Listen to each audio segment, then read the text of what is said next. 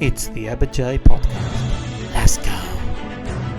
And we're live. We're on. The next guest of the podcast, we're blessed to have the presence of Hajj Hassan Reda. Assalamu alaikum, Hajj. Alaikum assalam wa rahmatullah. Hey, look, the podcast, we're not usually the most formal platform, so you don't have to wear the headphones. It already annoyed me. I took my headphones off. How are we today? Yeah, not bad, mate, not bad. Beautiful Saturday morning. It was beautiful Saturday morning. We've got a bit of your friend as well at the front, the trophy, the Premier League title, the coach of the team. Talk to us about that. Yeah, look, man, it was a year in the making, to be honest. From the outset, I knew I had some quality with me, and we put it all together, and we delivered the trophy 2 years in a row now. Mate, you're on a 2 in a row. We're at your home ground. We're at the park itself, the field that is you call home, the community calls home. Now you're the coach of the community team. Talk to us about the responsibility of coaching the team and how the people get behind you. Look, this is the best team to coach in all of football. The feeling you get when you coach Arncliffe is equivalent, I think, to coaching a Real Madrid or Barcelona, to that level. I mean, I feel like we're the Barcelona or the Real Madrid of local football, yeah? So if you lose a match, you know about it. You know what I mean? Like you're copying it. You're copying it in the coffee shops Monday all through to the next game. I had a poster up there, welcome to Humble Ball, and we drew. And then social media was all over it, and it was welcome to Crumble Ball.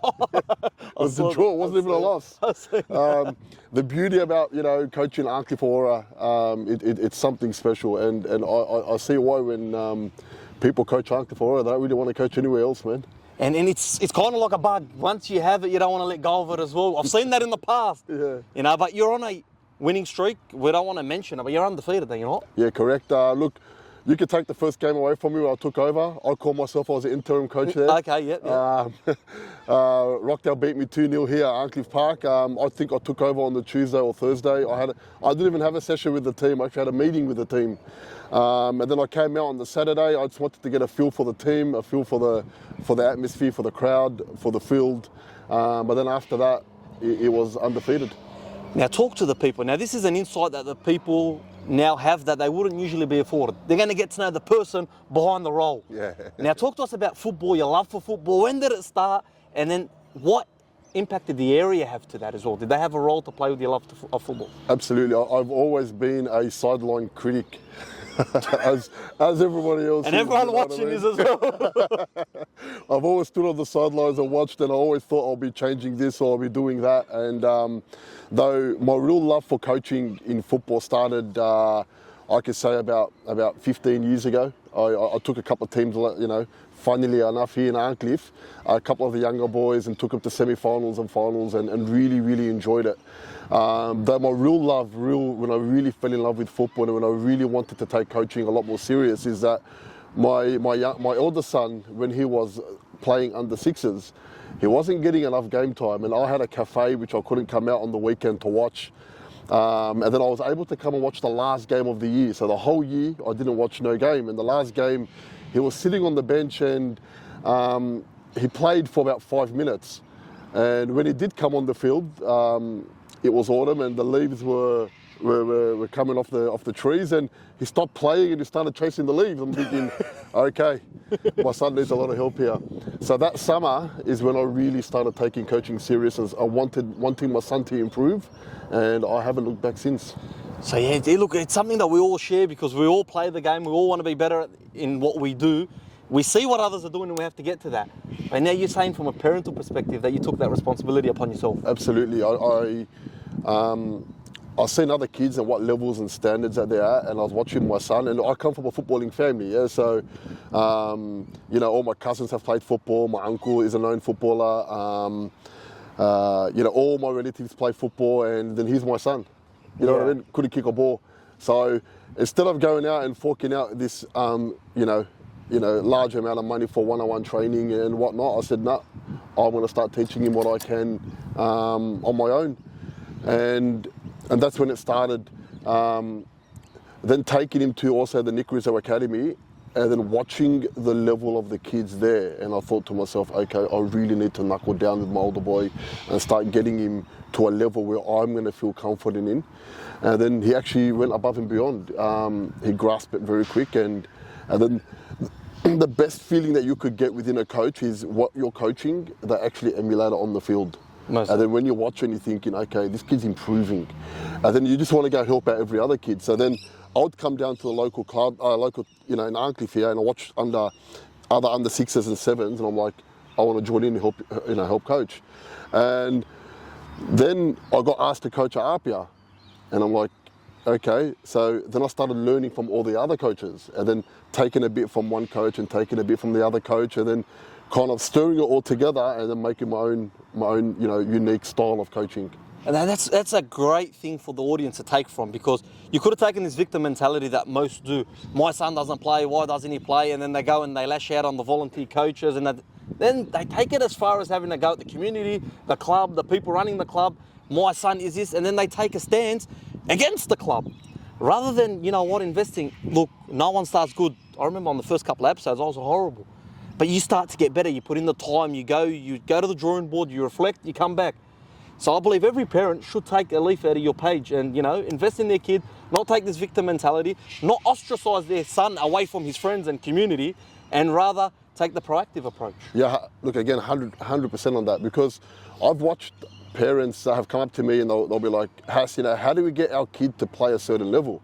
I'm like, how much time do you spend with him on the soccer field? Oh, not much. I'm like, if I can give you a couple of pointers and if you can do this, come back to me. And they're like, okay. I'm like, get your kid to juggle. And you have a flat wall at home? They're like, yeah. I'm like, tell your kid to do 1,000 wall passes every day. Do 500 right foot, 500 left foot, and juggle. Once he becomes comfortable in that, come back to me, then we'll take it to the next level. But I'll never see him again. Yeah.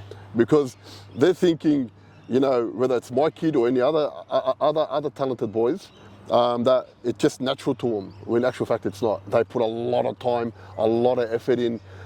Whether it is, getting a private coach. I mean, if parents can afford a private coach, absolutely go down that path. Why not?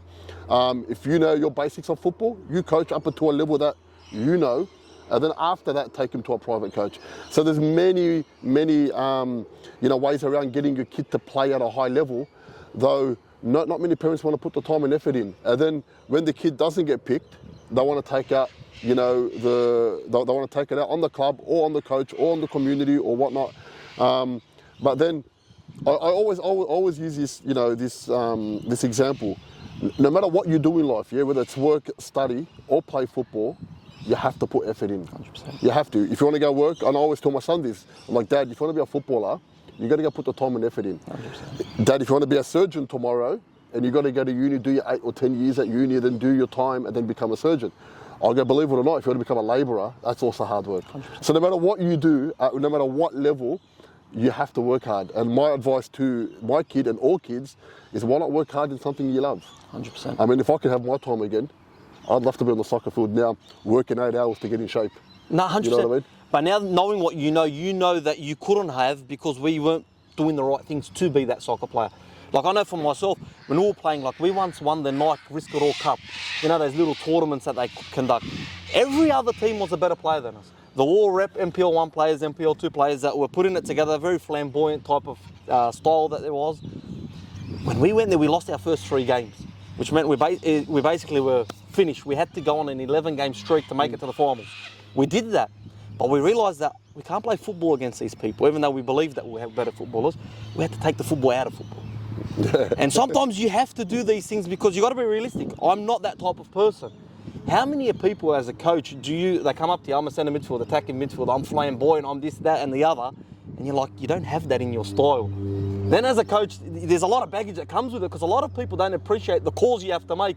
They take it personally. Yep. It's not personal, what is it? Look, unfortunately, the truth pill sometimes hurt, especially when it comes to parents. I mean, we're going back to when we were growing up and playing. Like, what did our parents really know about the footballing world here in Sydney? My dad used to coach me when I was 7 and 8, and a lot of the boys probably watching this podcast would know. There's a memorial here that my dad used to make us lay our back on, and you had, and it was doing your quads, yeah. So doing your core and your quads, and he used to have a cigarette. I mean, that was his way of coaching. Or he'll make us do 6 inches off the ground, and then he'll light a cigarette. But he goes, look, when the cigarette finishes, you can put your legs down, and he won't even take a drag. I mean, that was my dad. That was his way of coaching, yeah. Whether, look, believe it or not, even from under sixes all the way to Premier League, I mean, even this year I had to make some very, very big calls. I remember the second game against Rockdale, I had to take my 2 most skillful midfielders out of the game 15 minutes in. I had to make that change, and the 2 midfielders that came on changed my whole game, changed the whole game for me. And then those 2 midfielders, I think, scored 3 goals between them. But I mean, a call has to be made. One midfielder came off, wasn't happy, he came off after 15 minutes, even though it's unlimited subs. The other midfielder was a professional, sat down and goes, yeah, Hass, I'm not having a good game. But then you look at it at youth level. You go, and now I'm coaching the 13s at RPA, and sometimes you've got to make that call where your best player in the team or the most flamboyant player is just not working for him today, and then you've got to make the call and take him off. Or your fastest player is not really getting in behind the defence, and now you're going to go for someone more skillful, more technical up top, and you want him to play football, but then the dad's not happy. Look, sometimes calls have to be made. Sometimes it's actually in the best interest of the kid that you do take him off, and then you give him a different angle to come and sit on the sideline and go, hey, little man, just watch what's happening, watch what you're doing wrong, this is what you're doing wrong, this is how we could get on top of him. And that could actually grow the kid. 100%. Because now you give him another tool in his tool belt. Where next time when the centre back is just as quick as you, you're going to go, okay, you know what? This guy's just as quick or just as fast or even faster. Now we're going to play in between the lines. Now I've got to make sure I'm technically sound. And then that's where they get caught out. They're not technically sound. We go, okay, come here, little man. You need to go work on your technical stuff now. You know what I mean? And that's how you become a better player. Well, a lot of the coaches do coach to win. Which, look, at the end of the day, I'll be lying if I was to come and tell you, no, I don't coach to win. Yeah. I mean, from 9s to 12s at RPO with the SAP boys, I think we lost 1 game in 4 years. Yeah. We definitely coach, we want to win, but a lot of it was based around, keeping possession, working on our technical side, working with different styles. And then once we got what we wanted, we went to England at the end of last year. And then we went and played against the Chelsea's, Liverpool, Everton, Crystal Palace, West Brom, 9 EPL clubs. And I watched what the big teams are doing, and I thought, man, what we did was wrong. Like, we beat Arsenal, yeah? I guarantee you maybe 1 or 2 players can ever make the Arsenal team that we beat comfortably 6-1 or 7-1. Okay. As a team, we were ruthless, but to get selected, you need to be an individual. Yeah. And what they're working on are individual players. So in a 1v1 situation, they were amazing with how quick their feet were. But we had our team were like little piranhas where once the first kid comes, the next one, the next one, the next one, until we get the ball. Ball possession, we had it, so we were able to keep the ball. But watching these little kids play in 1v1 situations, I realised, really, I'm going to talk now here just about my son. My son in a team is brilliant, but if you take my son out of the team, can he swim? If you take any kid in our system, if you take him out of our system, can he swim elsewhere? And then you give the example of Melbourne Storm, yeah? How many players are in the Melbourne Storm system in rugby league? Yeah. You take them out of the system, but they're not the same player they were at Melbourne. Because the system is fine, 100%. but the player isn't. Yeah. And that's what I feel like we're lacking here in Sydney, in Australian football, that we work on, fantastic team environments, but if you take the kid out of the team or out of the system, can he match it anywhere else in the world? It's a great point. It's honestly a lesson for people to take, because you can be average in another system and be put in a system and you're exceptional, and vice versa. And that's the beauty of coaching, because you need a mix of everything. Absolutely.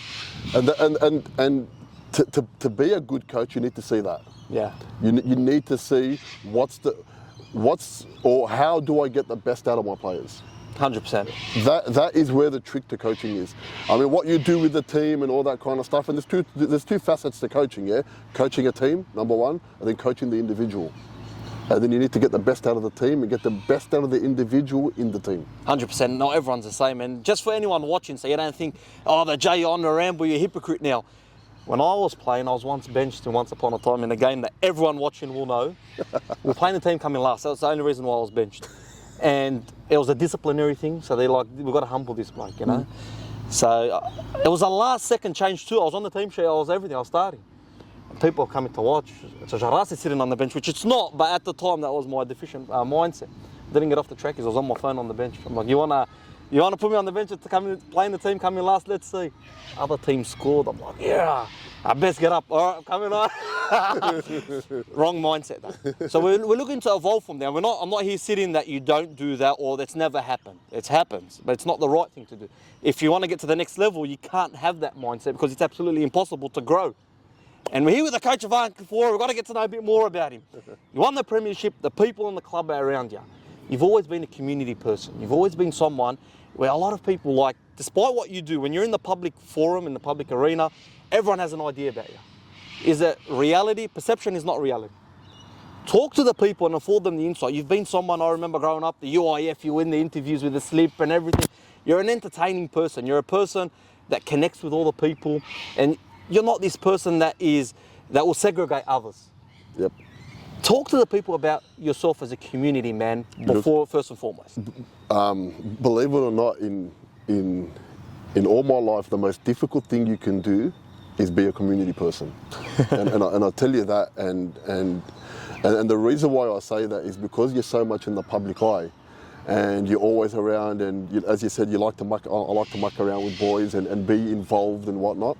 But the minute you slip up or you make a mistake, the whole community is onto you right away. 100%. And that is, and believe it or not, it's had an effect on me. Yeah? It's had an effect on me personally, my character, my behaviour, and even people recently have come and said to me, you know, Hass, you're not as active as you once were. And that's the reason why, because when you are in the community light, in the community eye, and you make a mistake, they're relentless. Yeah, and some people can handle it. Unfortunately, I couldn't. I needed to take a backward step, and especially when it comes to religious events, because you're looked upon as a role model in the community. Again, you make a mistake, the fingers get pointed at you right away. So, from that world, I've actually taken a backward step a lot, where football is different. Football, I can be loud, I can scream, I can yell, I can be myself, and nobody can judge me. Yeah. When you're part of the community and you're working in a way or a cause, and you're not perceived in a way you're meant to be, it can be very, very draining. It can be very draining. Look, it can, because a lot of people, unfortunately, you know that example, the paper and the black dot, they just want to point towards that black dot. We're a bit more than that. And I've had so many discussions where the religion tells you 70 excuses before you make an accusation. If you can't find an excuse, you make up an excuse and you look to pardon. Now, we're not telling you to negate the truth, but we're telling you we're a community. We've got to help one another. We've got to lift one another. We're not here to put someone down. And with the podcast, I've learned a lot in the sense where my responsibility, no matter how much they put you down, you got to lift. Yeah. You've got to represent. Because if you like it or not, you're from this community, you're a part of this community. Now, you're a colourful character, I'm a colourful character. We all like to get in amongst it, we like to joke, we like to be ourselves. You know, we don't want to be a robot, what's the point of being like that? And it's on us to maybe give an insight to the people to who we are. Because one of the reasons why I started the podcast, Hajj, believe it or not, is to cut out the Chinese whispers. He said, she said, he's doing the coaching because he wants to be the person. He's doing the podcast because he wants his face there. You know what? Watch the podcast, you'll find out why we're doing it. Yeah. Watch and see, and we'll cut all these Chinese whispers out because the source is here. The source is here. We're telling you where it is. A lot of people, when they've built an assumption on me, it's like, from where? What episode did I say it on? What did I say? Where did I do? I once had an episode of Mundine with Chalk. Do you know when you forward things on WhatsApp, it says forwarded many times or something? Someone brave took a video, not that I care, of a computer because I made a mistake with a word. Like I slipped up, but who cares? It's online, I'm not deleting it. I made a mistake and who cares? Yeah, exactly right. You know what I mean? Yeah. Or when I did the religious ones, I do podcasts where I get a scholar on. Like I've had Sayyid Muhammad Bakr Qazwini on, I've had Sayyid Ammar on, I've had many people on from different fields, local, international. I even had a principal of a university in Qom on. I gave him, listen, why when they come that is don't do anything. And like, we've interacted with the people. What are they? I get random calls. What are you doing? What are you doing? Why'd you speak to this guy? Halan. You know what I did? I got the win of Beauty and the Geek on the podcast. You won Beauty and the Geek. My wife goes, don't get him. Lightning Lockie. I don't know if you watched the Kyle and Jackie O. He's on there. The guy can't do a star jump. I got him on just to shut the haters up. What are you going to talk about? I'm not a member, bro. We're here to talk to people in a relaxed environment. Let the people know. Yep. And I believe that's what we've got to do. We've got to show the people our real self. 100%. So, like, I'll just talk about my personal experience. Again, I'm not perfect. And the beauty about the community is twofold. Unfortunately, when you're doing well, you know about it. And when you're not, you also know about it. But I'd rather make mistakes in my own community and get judged by my community. I would live and die by my own community because I actually sincerely love our area and I love everybody around it. And I've had people that have spoken about me, and then their mothers or their fathers calling me and asking me to hang out with them just so I can get them back onto the right path. Yeah. I mean, you're going to take the good with the bad, but by no means would I ever leave the community. I would always stay in my community. For me personally, it got very draining and it got very tiring. And then it had an effect on my home life, had an effect on my kids, where I'll come home frustrated or angry or upset. And I thought, you know what, I need to take a backward step. And taking a backward step is like getting substituted. Yeah. You know what I mean? As long as you have a coach there directing you in a certain way. And I can honestly say I've had some amazing guides, that have guided me and been by my side that I call like my older brothers.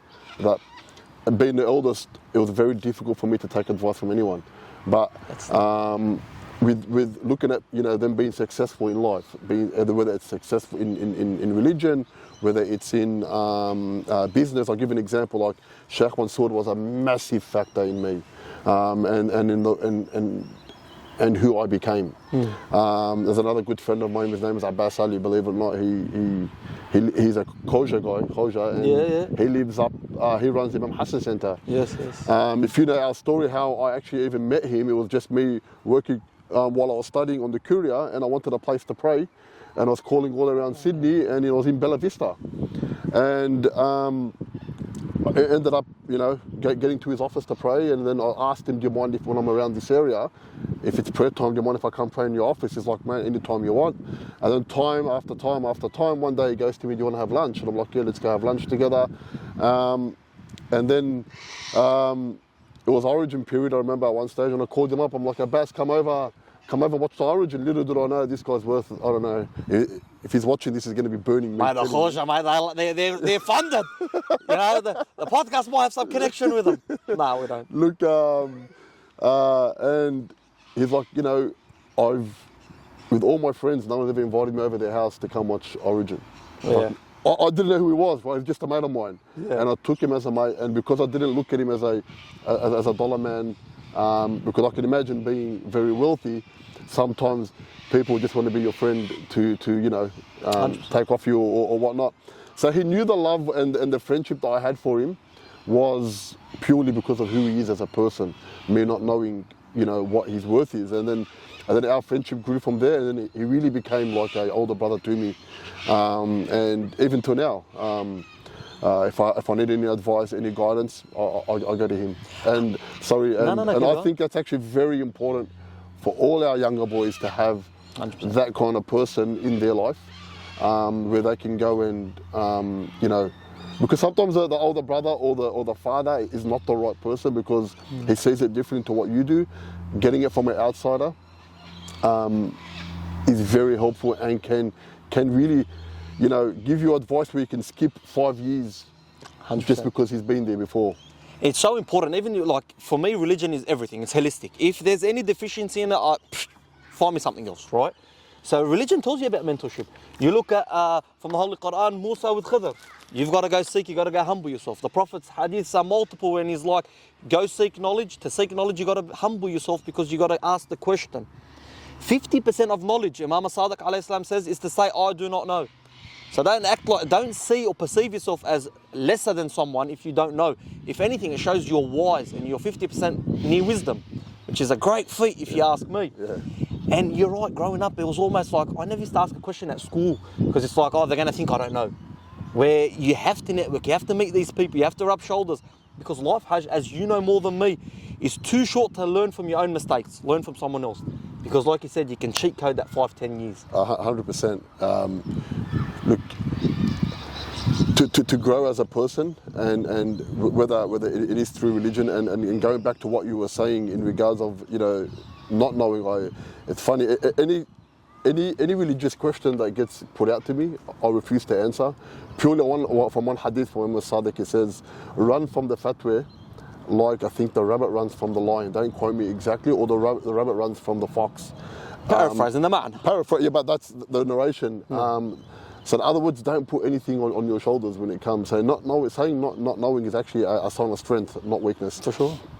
So any factor that does come to me, especially, you know, I have my brothers that will call me, I'm like, I'll get back to you. And then I'll call the sheikh. I'm like, sheikh, give me the answer, send it to me in a voice recording. And I'll just forward the voice recording, because it's not on me.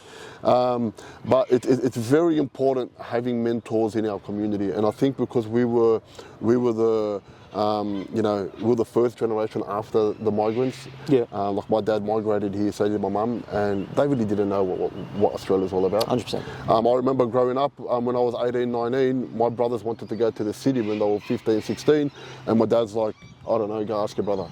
And he'll let you go, you know what I mean? So I wish growing up I had a successful mentor at that time, and I think it's so important that, you know, and this is what I love about Arncliffe at the moment, because they're actually growing in the club and trying to facilitate all this kind of stuff. Whether, you know, they've just, I think, taken over rivalry, if I recall correctly, and they're going to have all that kind of facilities for the community. And I don't think people know how important that is to have a mentor within the community. And this is what sometimes I tell the older boys in my team: go down and coach the younger team. Go down and coach the under 6s and 7s. You don't know what you'll do for them. I've got kids that I've coached 10 years ago, and they still call me coach. 100%. Like, they still call me coach. Yeah. And they'll still come and ask me for my advice, whether it's footballing advice or life advice. I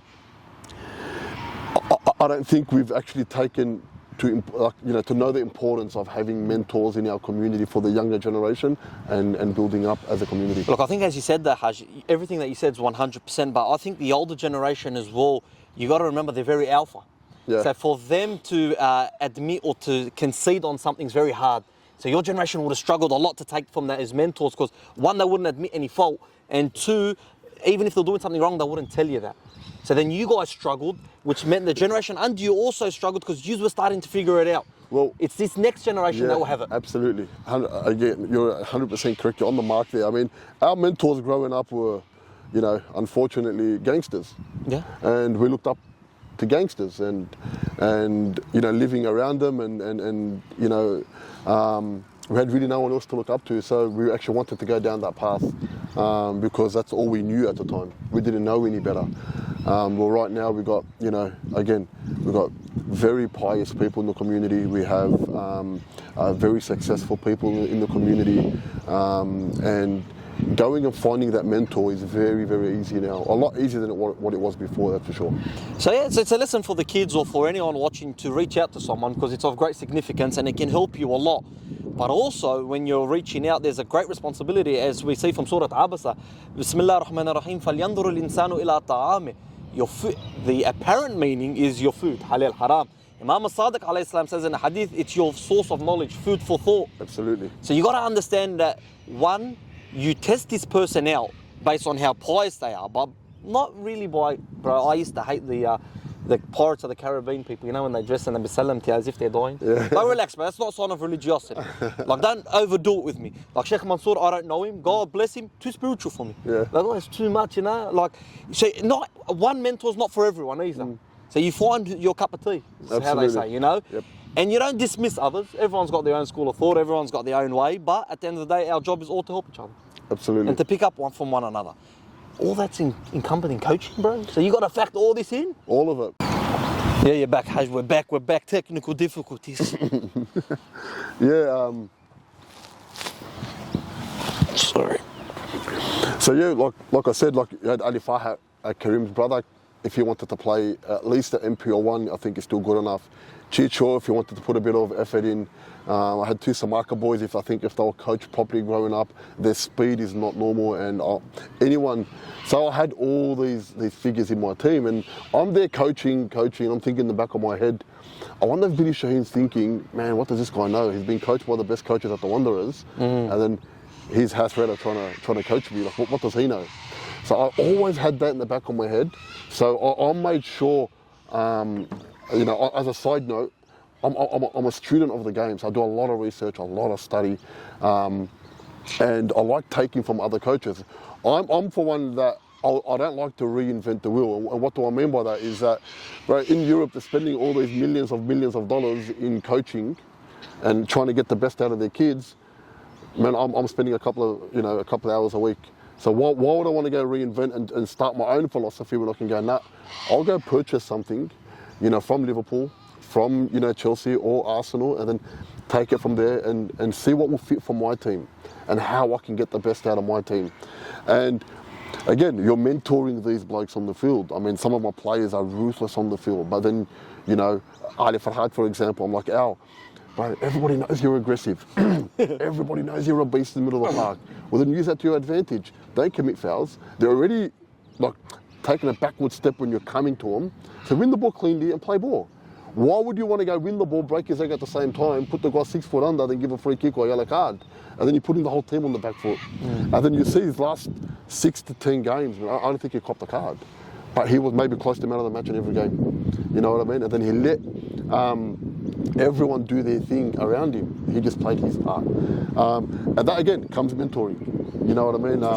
Unfortunately, some of the players left my team this year because I weren't happy with the minutes I were getting. But sometimes even, making calls like that, going back to second grade or reserve grade, banging in some goals or getting, your confidence back, and then come back into first grade. Like, there's nothing wrong with that. And there's an awesome clip by Robin Van Persie when he's talking about his son. Have you watched that clip when I think his son's at Ajax and he doesn't get... everyone loves this clip. And he's there, his son's like, oh, they coach this and they coach that, and he's blaming the coach, and he's like, bro, you make a difference, you make a change. And I love that clip. I actually showed that clip to my kids. I'm like, Dad, you want to play football? It's all on you, not on me. I can tell you to get up in 5 o'clock in the morning and train at Arncliffe Park. There's no problem. You got to wake up. You got to wake me up. 100%. And again, when you're standing on the sidelines, you're a coach. Yes, you're a friend. Yes, you're all of it. But then you're also a mentor. 100%. I have to mentor these guys. Adam, my keeper, I reckon, is in the form of his life. I know. As a coach, you gotta make sure your keeper has confidence. So we gave a free kick just outside the box against Banksia here, and very well struck free kick. It went keeper's side. Maybe you can say it was keeper's fault, but I would never put my keeper, because a million things happened before the free kick was given, and if we had cleared our ranks before that, well, then there'll be no free kick edge of the box. There'll be no goal. Yeah. So how am I going to blame my keeper after all of that? So everyone that did say sorry that, oh, Adam should have been on the other side or whatever. I'm like, no, bro, your problem. Should have given the free kick on the edge of the box. Yeah. And again, that's, for me, comes back to mentoring, man managing, whatever you want to call it. And that's how you build that culture within the team and within the club. Your coaching style on the sideline. Yeah. You're a colourful character. I came to a couple of games, you get into it, right? Yep. And how do you feel that rubs off onto the team? Because from my observations, and I have watched a couple of the games, I've watched some. I watched you a lot in the pre-season as well. It rubs off onto the players in a way, and I'll tell you why I believe it rubs off on the players. The Arncliffe team you've got is not the normal general Arncliffe team, so to say, that we've had in the past. You guys are very skillful, flamboyant, you guys can play football. You have players that we don't usually have the likes of. The closest we've probably had in the past is like a hookie. Yeah. But we've got a hookie on steroids because these boys can move a lot more freely. Yep. When the semi-final before, when you guys played Rockdown, it was freezing. It was the first time it clicked with me and I realised that these boys, when the going gets tough in the dig, other than Farhad, that's not your style of play. Yep. And then I also saw some break on the field. Usually, like, you know how Benji will get into the other teams, he'll break them, right? Usually growing up, I'd break them. So I'd do everything that the normal mould of a player would have done growing up in our era. Where that's how you play. You play hard, you play strong, you grab his shorts, you hold, you step on his toes, you do whatever you want, you talk all you got to talk, I was the most carded player. I never committed a foul. Anyway, but that's the general type of mould that we usually have. You guys have moved away from that, and it's a good thing. It's a different type of style. Are you conscious your emotional on the sideline could affect these boys because when the going gets tough, they can't do that? Yeah, see, you make some good points in there. So, me on the sideline, and I feel like coaches in the past, whether I've watched it at Arncliffe or anywhere else, is that what they do on the training field, Tuesday or Monday through to Friday, they don't do on the Saturday. And so I've watched teams where they'll play a certain formation, and I've been in team huddles where I'm just a spectator coming to listen to the coach talk at half time. It used to always intrigue me to see what the coach is saying at half time. And then one day I walked in and one of the coaches is like, you know what, these guys aren't good enough, we're going to go 3-5-2. And they're playing 4-3-3, he's just changed the formation to 3-5-2. So I've walked up to the assistant coach and I go, bro, have you guys trained 3-5-2? He's like, nah. I'm like, so why is he playing 3-5-2? He's like, I don't know. They've gone out there, lost the game. Yeah. I've watched that coach on the sideline going off his chops. I'm like, but how does he have the right to go off when he hasn't even coached 3-5-2 from Monday through to Friday, and then you want to come play 3-5-2 on the Saturday? So I took a lot from that and I said, I'll only ever be loud on the sideline is when I'm allowed to be loud. And what do I mean by that?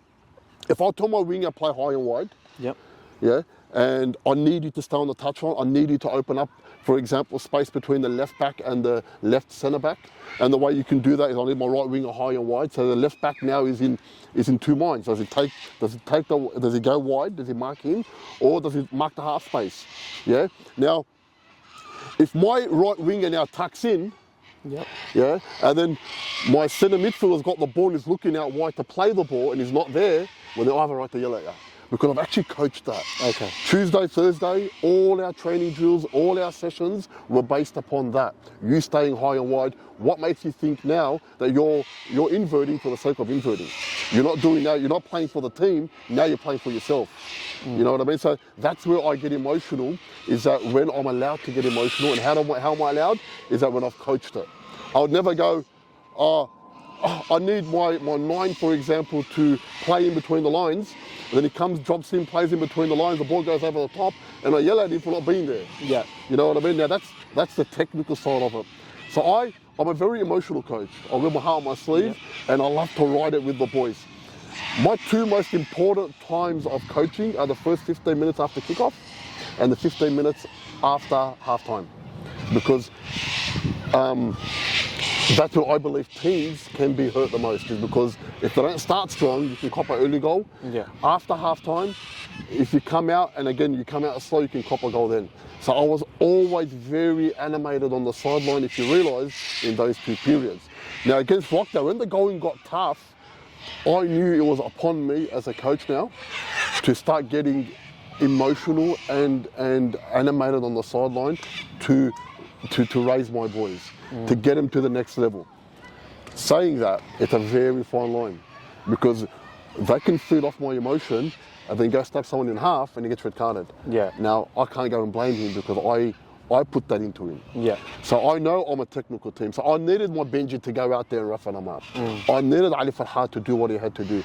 I mean, I'm not going to go and ask Jordan or Billy to go and do that. I'm not going to ask Chicho to go and do that. Yeah. So these are I need Hassan Reda to go and do that. Yeah. That's what their game style is. And again, comes back down to coaching, comes down to mentoring, and knowing what and how you can get the best out of your players.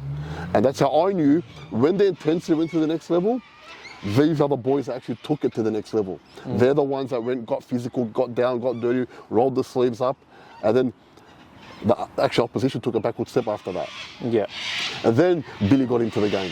Then Jordan got into the game. And then the Samakas got into the game. It's because they were able to stay out of that dirty stuff. Yeah. I was driving my emotional players. I wasn't driving the technical side. After I feel like that I met fire with fire, I'm like, okay, boys, the team now that plays football first will win the game. And if you remember, we got our first goal in the 83rd minute. Yeah. And then after that, by full time, we're 3-0. Yep. Because we actually started playing football. Yeah, and I believe that in that game, not to steer off, but I believe Bill took the game by its neck. Even before the free kick, I believe he was playing balls in between. He was having some moments where it showed it was only a matter of time until it eventuated. On the sideline, I'm on the sideline, and my ear was chewed off. Take him off, get me a Coco in the middle. But I'm like, listen, I see it. Wait. The coach knows what he's doing. Wait. But that comes with the territory. Absolutely. When you're in the coaching box. The reason why I asked that question, Hajj, is to follow it up with another question. The people in the community and the people from the outside will just see this. It's good for you to afford them the insight so they don't think that you're this malicious person that's going to come and take everyone's head off. That's not what you're intending. Yep. If you wear your heart on your sleeve, you're from an older generation. This generation now, they don't really understand certain things. They'll look at something and they'll be like, oh, this guy's ready to kill everyone. He's ready to kill us. Yep. It's the furthest from the truth. 100%. So I was just showing you, I was giving you the chance to tell the people the person you are in those moments. Look, back to the community, like I was telling you before, I drew and it went from humble ball to crumble ball. Though they don't know the time and effort I put in. Yeah. Nobody knows. So I know what my players are doing out on the pitch, and I'm waiting for moments also on the pitch, They don't know that for me to draw a session plan, it takes me a whole day in advance before that to draw my session plan for the Tuesday training. And then me watching training and then seeing what I'm going to do and improve on the Thursday. And then playing the game on the Saturday. Now then I play the game on the Saturday and I used to chew, the committee's ear off by getting me the video as soon as possible. My wife was going to divorce me this year because I'll get the game and then I'd watch it. And then watch it again, then I'll start clipping parts, then I'll start sending it to the team and telling them where we went wrong here, what we did here, and the rest of it. And then I got fired from my job because all I was doing was not really fired. I just wanted to go on my own. But I spent a lot of time just breaking down the game on Saturday. And now because I was coaching the two teams, the 13s, Apia and Arncliffe, I'll be sometimes on the phone at 11 o'clock at night with one of the players or the coach I coach with at Apia about the 13s game because I love doing video analysis sessions. So I sat down and I watched the Rockdale game and I broke every single part of their game. 100%. I sat down and watched the first Banksia game, for example, when we drew 3-3 here, and I broke down every single part of the game. This is what the community doesn't see. They feel like they can come on Saturday, they can watch, and bring this guy on or bring that guy on. They really don't see. They really don't see the time and effort that I put in behind the scenes. 100%, and that's what a lot of people don't do because everyone believes they can change the world and they've done nothing, and everyone believes that they're entitled to opinion and they've actually done nothing.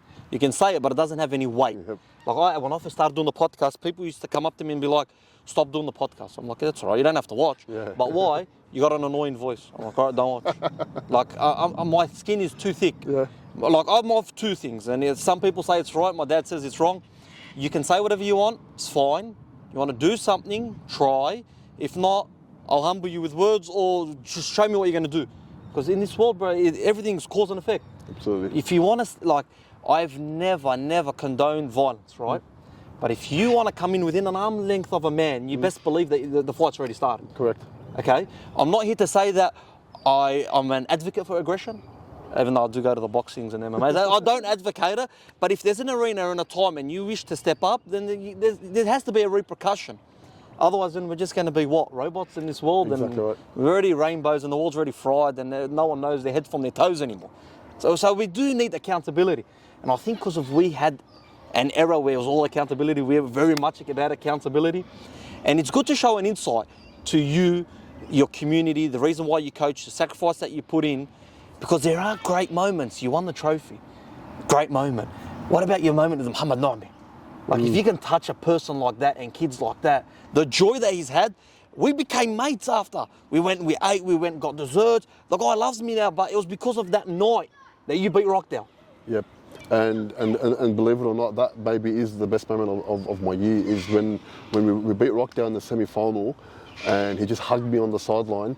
And I think he was emotional. Bro, he was dancing, he was clapping. I'm talking like actually tears in his eyes. Yeah, he was everywhere. I couldn't believe it. And since then, as you say, every time he sees me, he just wants to hug me. Yeah, it's different now. He just wants to shake me. Yeah. And he's even made songs for Chicho and for Billy. And he's wearing the Arncliffe and the Arncliffe jumper. But But this is the beauty of the community. 100%. And this is what I was telling you before, I would never leave my community.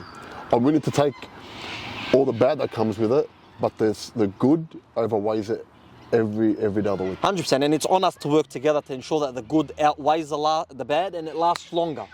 When we're talking about community, you're the coach of Arncliffe Aurora, right? You said the Real Madrid of the league, could be the Barcelona of the league, could be the City of the league. You also got Banksia Tigers, you've also got Rockdale. Talk to us about your relationship with Banksia, because more often than not, the word on the street is they'll take it and distort something. What's the reality? What's your relationship with them? Do they fall within the community? Yeah, absolutely. It's very important that we are looked upon as one community. It's very important. Two teams in one community, two clubs in one community. I said I was in England, actually this time last year exactly, and we were doing the Anfield tour. And honestly, 90% of the Anfield tour was sticking it to Everton. You know, it was all about, you know, what's the distance between here and the Everton field, Goodison. And they're like, you know, 15 league titles, and you know what I mean? And the distance is 6 Champions Leagues, and they continuously kept sticking it to each other. I even heard a story with Tim Cahill when he would walk down the street and the Liverpool supporter would just spit in front of him, like to that level. But that's football, yeah? Having that rivalry with Banksia, I think is very healthy for our community. But as long as it stays a footballing rivalry. And I'll give you an example, Husky Hill. I love coaching against Husky Hill. I love coaching against Rocks. I love coaching against Hassan Shihab, the second grade coach, because they're all technically sound. And for me now to overcome them, I actually need to outthink them, outsmart them, outwork them, and that's made me a better coach. So the rivalry itself between Arncliffe and Banksia is fantastic, but it has to stay a footballing rivalry. When I cross that white line, I don't even know who I'll become. I even go up to Gabor, I apologise who I want to become on the sideline right now for 90 minutes, because after that, I'm back to Hajj Reda, the funny guy, the cool guy and all that. Funny enough, Wazza lives 2 doors down from me. And we hang out at least once a fortnight and smoke a gile and chill with each other, kick back. Husky Q will come and we'll sit there and talk football for hours on end of the evening. But when it comes to the sideline, no, they're my competitors, and I don't like them for that 90 minutes. I can't. We're getting intruders. What's going on? Banksia have sent them. I think they have. You know, back in the days they used to send messages with the birds. They've come for you, Hajj. So, talking about, you know, emotional moment of Mohamed Naimir, believe it or not, this might be clipped, yeah. Beating Banksia 5-0 at Banksia was my highlight of the year. Like, it was a top feeling. You know, even Wazza gave me a stat. They've only lost twice in 6 years at Banksia. Oh well. That's a stat. So for us to go there and beat them 5-0, believe it or not, again, I actually wanted them in the final because they have one on us in the final. They beat us a couple of years ago. So I really wanted them this year in the final. Not only did I want to beat them in the final, I actually wanted to finish them off. I wanted another 5-0 in the final, so that could be dead and buried. So on my end, the rivalry is all there. Respectfully though. I had moments on the sideline with their players that I didn't like, the way they were acting, but again, I walked up to Husky, Wazza, you know, there were heated words exchanged between us, but at the end of the day, I'm there to win, he's there to win. But it stays there. Where in the past, it's kind of, you know, overfilled to the sidelines and really got, you know, physical and ugly on the sidelines. I believe the last 3-4 years that's finished. It's a healthy rivalry right now. Yeah, look, I believe how I see it and how I'll try and explain it to the viewers is when you play your sibling on the PlayStation, when you play your sibling in backyard footy, backyard soccer, they're your sibling, you love them to death, right? But you'd kill them to win. Well, I don't know, that's how we grew up, right? I remember Rox when we were younger, once he was playing FIFA. He goes, I'm going to lock you in the room, I'm going to keep playing you until I beat you, and when I beat you, I'm going to leave. Yep. So that's how the mentality is, right? And football isn't the problem. The problem is other issues that are outside of football that are brung towards the football pitch and it's amplified through football. Correct. So it's other issues. It's not the football. It's not the competition. It really isn't the competition. We can dance around it as much as we can and say it's Arncliffe and Banksia. It's not. It's more than that. It's tribal, cultural, ignorant differences that have been there from yesteryear, and we amplify our civil war on the pitch. It's not football. So we have a responsibility not to hate, not to point the finger, because I went and watched the 18s game, 18s final. Yes, there were thuggery on both sides, 100%. I won't deny that. But it was on both sides. One guy will call out a kid and swear at a kid, and the kid will swear at the adult. You're both not in any different. Once you've done that, you're both the same. So there's no moral high ground there. Yep. So at the end of the day, we have a responsibility on ourselves to ensure that we don't point people out, we don't group one another, or we don't even racially profile one another. We get annoyed when other people racially profile us, but we do the same. So we got to be there. Like even on the grand final, you and Rocker, you had a hug. Rocks goes to the fourth official, get out of the way. That was my favourite moment of the final. It showed, yes, you wanted to beat each other, but at the end of the day, in that moment, there's brotherhood. And if, best believe anyone wants to come and attack one another, you will both step up. Absolutely. And talking on that moment, we're 3-0 up in the 89th minute, and we're home, and they get 2 goals in 2 minutes, and I think there's 4 or 5 minutes left to play. Rox has come up to me and he's like, how good is this? I'm like, good for you. I can't feel my legs. Look, I couldn't imagine you, man. I was like, what's going on? Yeah, what is going on? I didn't know what to do. Actually, saying that moment, as a coach, I actually did not know what to do. I just stood there, and momentum is an ugly, ugly thing. I couldn't stop it. I went to AC Milan, Liverpool. I'm like, this is happening. What's going on here? It's going to happen. There was a penalty call live. I thought it was a penalty as well. Yeah, look, I haven't rewatched it. Did you watch the replay? I watched the replay. Look, I still believe it was 50-50. For my angle penalty, but I wasn't close. I don't know. You've watched this, I don't know. For me, the right call was made. Yeah. It was too big of a call to make at that time. But if the call was made, I would have thought that's actually my player's fault. Yeah. He was being lazy. And I think he misses anyway. The pressure, there's no way he's missing whoever's taking. I don't know. So, but thank God for Benji. He stepped on the ball for 5 minutes for me. Benji really took the game. That his experience actually got me over the line there. He drew the foul in, stepped on the ball, took the ball to the corner, got fouled again, took a corner, got fouled again, and then Benji just there. So I needed. Look, there are the moments that you need Benji in. But again, coming back to that, I stood on the sideline helpless, man. Crazy. I really felt it's like crazy. I was That's what sport does, man. Yeah, it's not. It makes some moments. And then the celebration after, you bring it to Arncliffe Park. I mean, you even got penalised for that as well. You got penalised for everything that night. They didn't give you the trophy presentation. You got penalised for that. Next year, the 3-peat. Yep. What's the celebration going to look like, hey? Look, maybe we're going to change it a bit. I'm not going to lie to you, yeah. Like, talk to the people. Look, it became very repetitive this year. Even with the fireworks and the flares. I think we've got to change it though. Look, because next year is going to be 10 days closer when now the Safar period is going to come towards Muharram. Yeah. You can still celebrate it, but maybe less. The boys can be, you know what, it's expected. We're class, we're going to meet as a community, we're going to get together, we're going to thank you for coming. But maybe I'll take this on you, Hajj, you don't have to say anything now. Maybe we don't have to go to that extra step because first year we won it, it's the shahad of Imam Hassan Reda. Yeah. Last year, very close to Imam Reda and the Prophet, peace be upon him. I think now, because we're advancing as a community, and when there's a sense of expectation that you're that good, you prepare from the pre-season that when we do it, that doesn't happen. Look, I'll even take it one step further, yeah. This year's celebration, when I left the barbecue and I seen the singing and the dancing and the fireworks and the happy occasion, I even got caught up in the moment. When I went home and it was all said and done, I got on my phone and I opened up Telegram. And then you're looking at what's happening in Gaza, and then it actually put a lot of things into perspective for me. Then we snap out of it. Yeah. Like, these celebrations are all well and good for our community, but as a whole, we're really suffering at the moment. So I tamed it down right after that. There was no need for any extra barbecues as we did last year, extra celebrations, and I thought... I don't think the barbecues extra are bad. I think if we're getting people together, brotherhood, if we're celebrating our success, that's fine.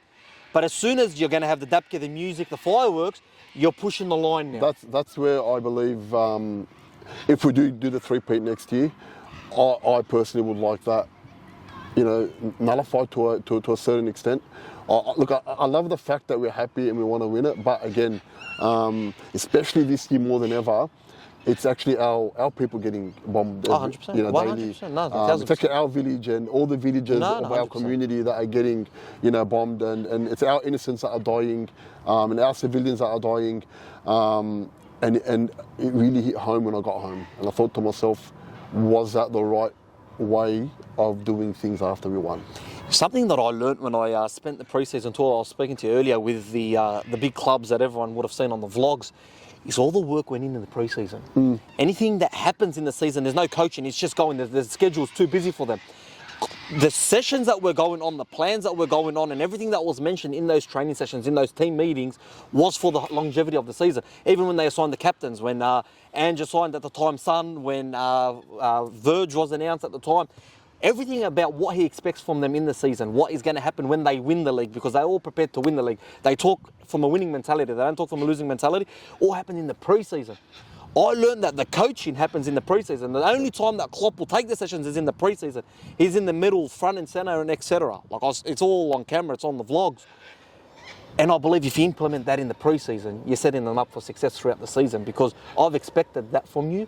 Another thing I saw, Hajj, not one compliment, bro. If they hit top bins 30 times, you're expected. At the time, when I went there, you guys had lost Henderson and Fabinho. You were missing the number 6. So at the time, Klopp was experimenting. And every player that he put into the experimental, at one time he stops training. He jumps in the middle. He says, this is what I want done. He expects, and he holds everyone to account in the system that he's playing. He goes, I should be able to play number 6. There's nothing special if you play 6 here. When Diaz was coming back from injury, the press in the room were asking him, Diaz is on fire. He was literally... He looked like he had something to prove the whole pre-season, because he was that khashi, you know how he is. Yeah. He was going in a level or two above every other player. Not one compliment. He goes, this is what's expected from someone coming back from injury. Yeah, well, Me growing up, but if I hit top bins, I'm expecting everyone to clap for me. The whole Sahara's around me. You know what I'm saying? Yeah, so I'm looking, I'm like, wow, these guys are professionals. Come to Arncliffe Park and I'm more a celebrity. Bro, I was being a snob. Yeah. When I'm walking with them, I'm walking laps around with them in the middle, and I'm clapping to the crowd as if they're there for me. And I'm proud of who we are, though. Yeah. We have character, we have flamboyance, we have personalities. Then no one's better than us, bro. I tell the boys a lot, like, I'd rather it started with us than these guys, but who are they? Like, self-value, self-worth is so important. Yeah. And we have that in abundance. Now let's show the world our success.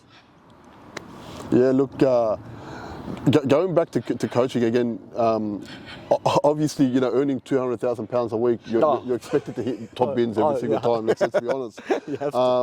But then, look, coming down to our last training session here, we had a bigger crowd than some NPL teams do on 100%. I think in the semi-final. I 100%. reckon we had a bigger crowd at our training session than what we did, I was watching Apia versus Sydney United there at Lambert. But again, that's the community feel, and I believe this is why this community deserves an NPL 1 club. Like, it's too big of a club to be an association club. Yeah, we can aspire and work towards that. We do everything in our power to get there, and with success, things happen. Correct. Like, at the end of the day, when I first started the podcast, I couldn't get certain guests. Now I can get whoever I want, without being unhumble, so they'll clip that one out. But it's only because success comes greater things. Yep. And that's normal, and that's the ethos of life. Now, Hajj, to finalise this, we're going to hit up some rapid-fire questions. When I had Shane Flanagan on the podcast, we were talking about his 2016 premiership-winning team. Yeah. And I was just asking about characters, because when you have a dressing room, there's always characters, as we know. Some that'll do your head in. James Maloney, he can't stand Maloney. Every time I mentioned Maloney in the podcast, he would cut it off. He wouldn't answer. Kept Ali, talk about Ennis, he wouldn't talk about Maloney. Turns out that Ennis and Maloney were the two pests in there. Yeah. But Maloney was the type that will go extra, above and beyond, which is expected from the bloke. But it seems like there's something there. But anyway, we're going to take it to your team. Character, who's the most colourful character in your dressing room this season? Michael Risk, man. Yeah, wow. He's the only guy that I can clap for on the sideline for doing something extraordinary, but then do something, sorry Michael, so stupid. Well, actually question his mental well-being. Like, I don't know how to explain him. There was a moment in the grand final, the ball's gone over the top, he shouldered the guy out of the way, he's got the ball, and then he's held onto it, they lost the ball, and then he gave the free kick. I turned to Hammer and Blue, I go, bro, is he normal? like, is he normal? But in the dressing room, he's just so loved by everyone. Everyone loves him. I'll say he's the most colourful guy in the dressing room. He's a colourful character. Oh, man, he's a legend, man. Who's the most serious guy? Game day training, he's in that zone. You know he's in that zone. Billy Shaheen, man. Bill? Yeah, Billy's a professional. Like a real, before I'll give you some insight.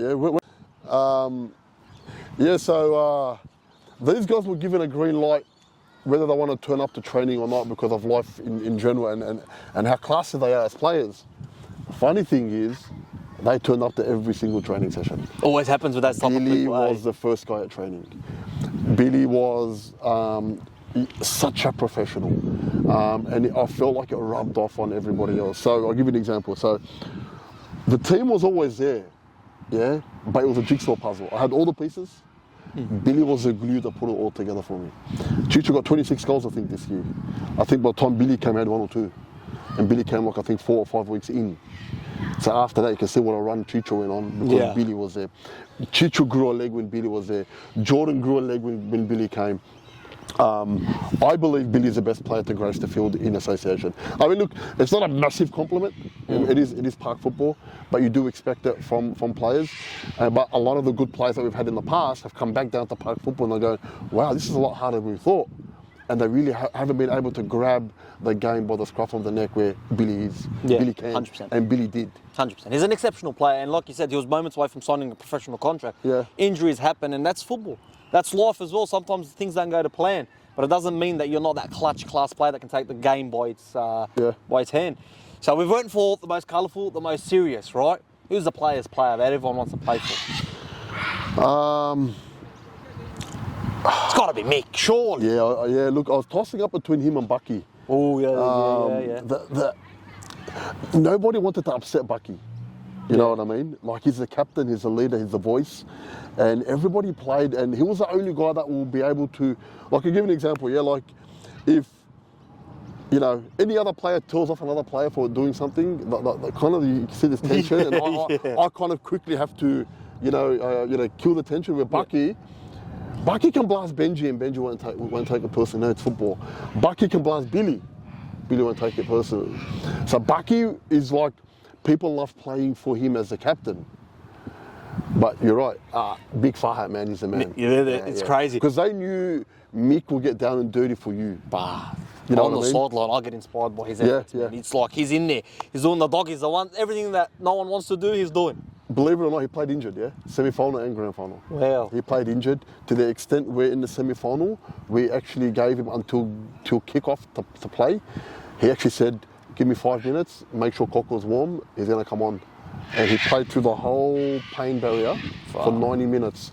And I was so happy that we won to give him the 2 weeks. He deserved that 2 weeks off, or the week off, sorry. Grand final, he's going to my house. I don't know if I can do it. My knee's going to lock up. I'm not sure if I can do it. I don't know if people realise this or not. Every break that we got, he was actually on his, he'll actually squat just to take pressure off his back and on his knee. He was playing injured. Wow. He was playing at 50%. Yeah, wow. Semi-final and final. Wow. Those types of players that you said. And that's why the boys love playing for him. Nah, honestly, Hajj, the boys, the community all behind you. It's a great insight that you've come on and afforded the people an opportunity to get to know you, get to know a bit more about you. And credit to you, because a lot of people talk the talk that they'll come on, no one ever does. They do get scared. Some people even ask for a cheat sheet. I go, bro, I don't even know. So it got to the extent early on, I'm like, people are going to believe I'm not a community podcast. I'm not the voice of the people. I write you the questions and they leave me on blank. I'm like, hey, Zach, you're gone. But no, it's an absolute pleasure. Tell the people next year, what are they to expect from you? Final message for everyone watching the potty. Look, like you said, winners mentality. I believe we have the team. We got the coaches, we got the community backing, the board backing. I think we'll be a three-peat. Yeah. It's going to be very, very difficult to take this one away from us next year.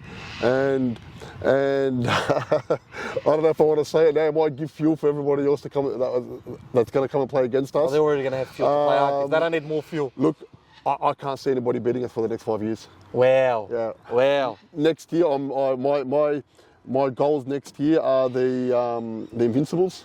Oh wow! Yeah, Arsenal, watch out! I want to go through undefeated the whole way through, and I've put a very I set a high goal.